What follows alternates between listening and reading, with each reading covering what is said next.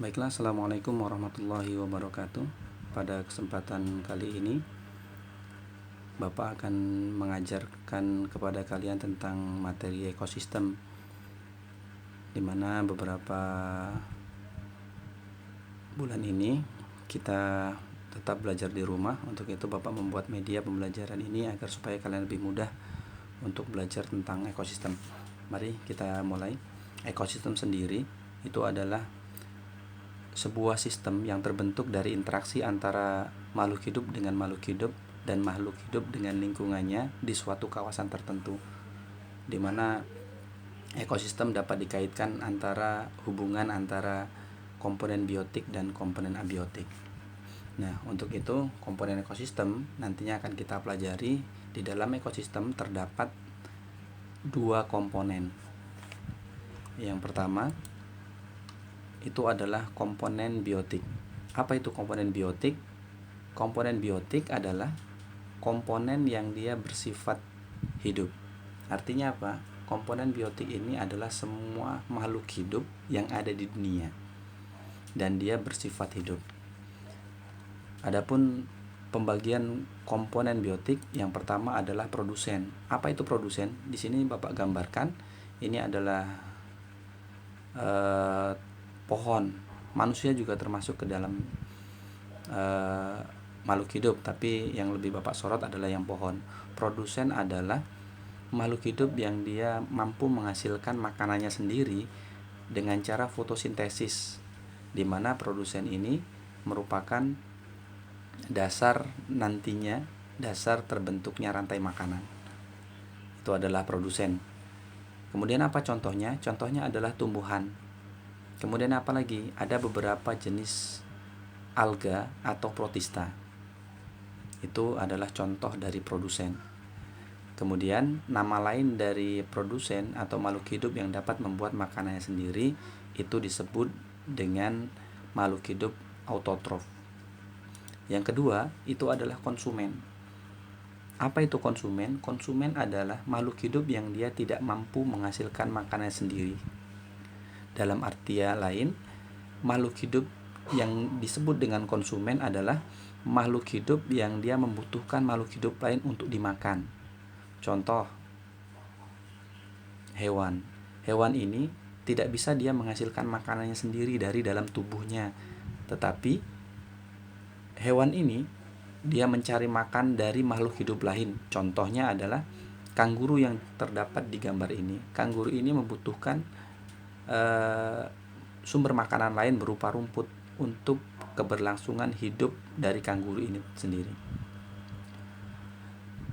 Kemudian nama lain dari konsumen itu adalah heterotrof, atau makhluk hidup yang dia tidak dapat membuat makanannya sendiri. Kemudian yang ketiga adalah pengurai atau decomposer. Pengurai ini adalah makhluk hidup yang dia memakan atau menguraikan makhluk hidup yang sudah mati. Jadi semua makhluk hidup yang sudah mati akan diuraikan oleh pengurai. Apa contohnya? Contohnya adalah bakteri. Jadi bakteri ini berfungsi untuk menguraikan makhluk hidup yang sudah mati. Jadi itu komponen biotik dibagi menjadi 3. Kita ulang lagi. Yang pertama adalah produsen, yang kedua adalah konsumen, yang ketiga adalah pengurai. Kita lanjutkan. Adapun komponen yang kedua dalam ekosistem adalah komponen abiotik. Nah, sini apa sih bedanya antara komponen biotik dan komponen abiotik? Jelas berbeda. Komponen biotik tadi dikatakan adalah komponen yang dia bersifat hidup. Sedangkan komponen abiotik adalah komponen yang bersifat tidak hidup. Nah, apa itu contohnya? Di sini komponen abiotik, contoh yang pertama adalah air. Air adalah jenis komponen abiotik. Ya, yang kedua adalah tanah. Yang ketiga adalah sinar matahari. Yang keempat udara, topografi, suhu dan kelembapan. Keseluruhan dari komponen abiotik ini adalah pendukung bagi komponen biotik untuk melangsungkan hidupnya. Jadi nanti di dalam konsep ekosistem ada yang namanya daya dukung lingkungan. atau lingkungan mendukung kelangsungan hidup makhluk hidup, yaitu melalui komponen abiotik ini.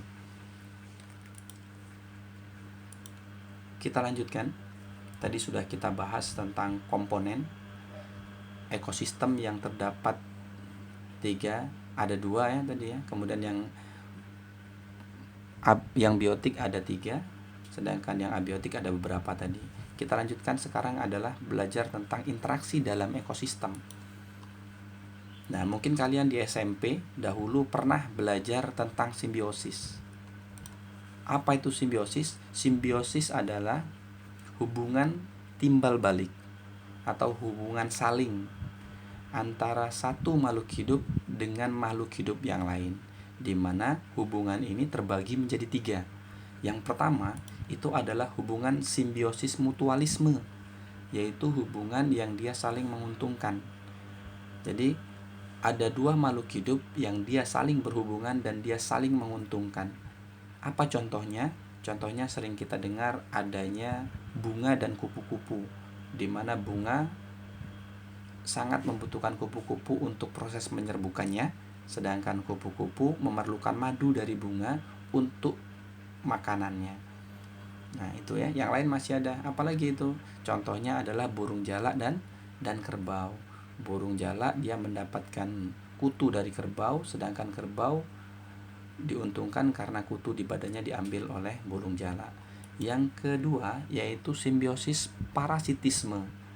Apa itu simbiosis parasitisme? Simbiosis parasitisme adalah hubungan di mana satu makhluk hidup diuntungkan sedangkan makhluk hidup yang lain dirugikan. Apa contohnya? Contohnya adalah pohon dan benalu.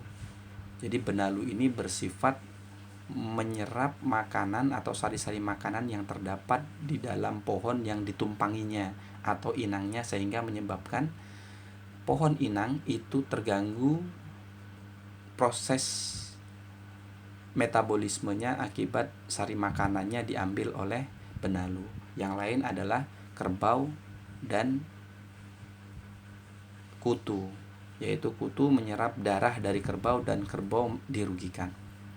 Kemudian yang ketiga adalah komensalisme. Apa itu komensalisme?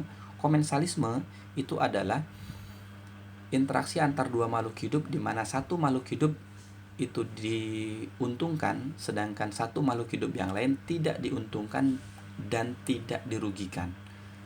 Nah, ini berbeda dengan yang kedua tadi. Yang ini diuntungkan dan yang satu tidak untung dan tidak rugi. Contohnya adalah interaksi antara ikan badut atau yang sering dikenal oleh khalayak kita karena ada filmnya, yaitu ikan Nemo, dan anemon laut. Di mana ikan badut di sini dari interaksi ini dia diuntungkan karena dia dapat terhindar dari yang pemangsanya, sedangkan anemon laut itu biasa saja. Ya. Kemudian yang kedua, interaksi dalam ekosistem adalah alelopati. Alelopati ini adalah hubungan antara 2 organisme di mana satu atau salah satu organisme ini memiliki zat toksik yang dapat menghambat pertumbuhan makhluk hidup lain. Nah, di sini ketika ada satu makhluk hidup ini dapat menghambat pertumbuhan atau perkembangan makhluk hidup lain. Contohnya adalah jenis jamur yang dia dapat menghambat pertumbuhan dari bakteri. Contohnya adalah jamurnya ini adalah jamur Penicillium sp atau yang sering kita kenal dengan penisilin, dan dia akan menghambat pertumbuhan bakteri.